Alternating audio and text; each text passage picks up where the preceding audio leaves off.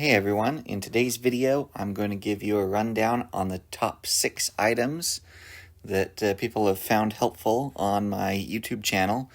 Each one is going to have a little snippet of some highlights from their respective videos, but I've got links to all the products and their own videos down in the description, so be sure and check those out for further information.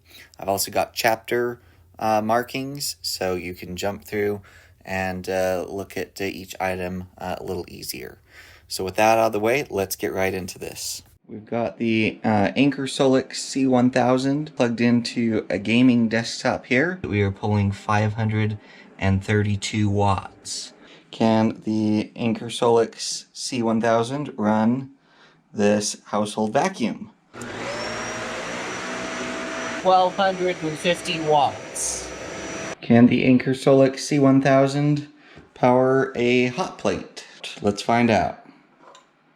1416 watts. Can the Anker Solix C1000 power a microwave? And it 1606 watts. Plugged into this cable that comes up and along here and up into this mini split heat pump unit. Total amount discharged from 100% to 67%. We're going to test and see if the Anker Solix C1000 can run a gas furnace. Looks like we're going about 448, 450 watts. We've got the Anker Solix C1000 plugged into a top-loading washer and a gas dryer. The washer's on the spin cycle. We're just under 200 watts.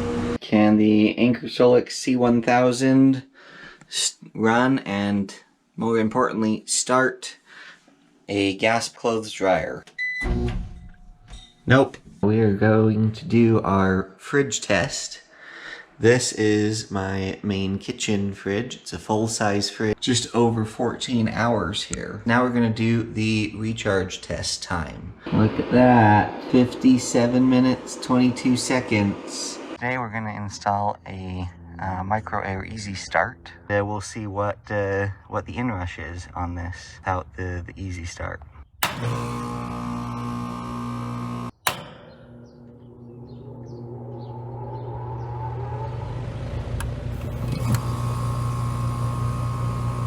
Let's see if the vacuum will run off the EcoFlow Delta 2 Max. See how much it's pulling. About 1300 watts. How long this runs a full-size refrigerator.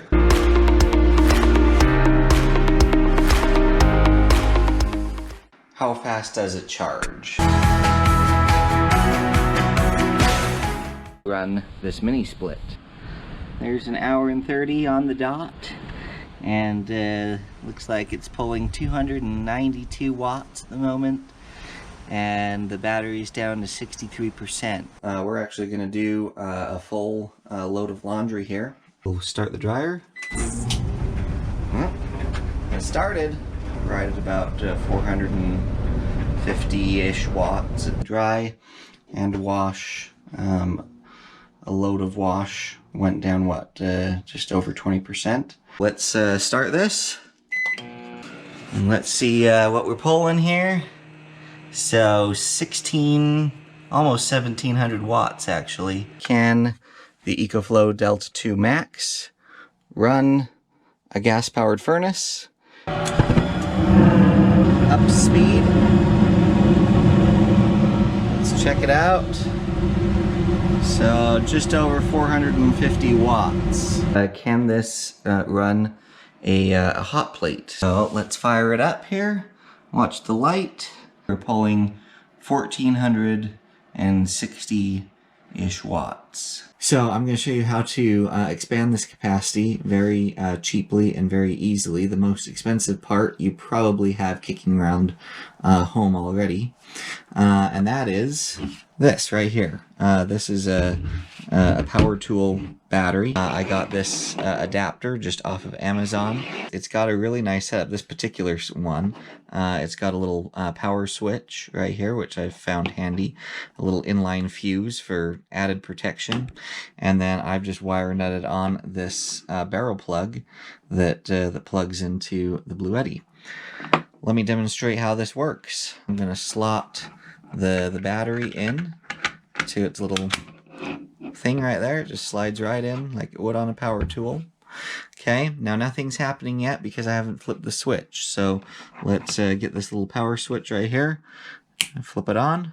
Immediately the Bluetti recognizes a power input. Makita battery is dumping in about 150 watts of power. One of the things that has bothered me about it, as well as other people, is just how hot it gets when the sun starts to shine on it. Yeah, you can open it up and get a breeze, but you kind of get a greenhouse effect. So to mitigate that, what I've done is here on the top, it's a little hard to tell in the video until you get close, but this right here is Mylar. It does not let any of that sun or the heat radiation come through. And so it makes the inside of the tent be completely 100% shade, so you don't get all that solar heat coming through the roof anymore. So then you open the side panels and you get that breeze blowing through, and it just is so much more comfortable. So this is the EcoFlow Wave 2.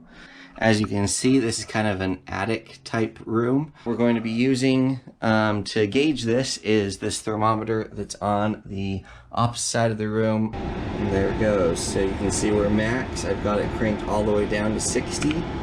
It has been officially over 1 hour. There we go. 67.6. So we started at 74.1. Now we're down to 67.6. Thanks so much for watching, everyone. Don't forget there are links to the full-length videos and product links down below. Don't forget to like and subscribe, and we'll catch you next time.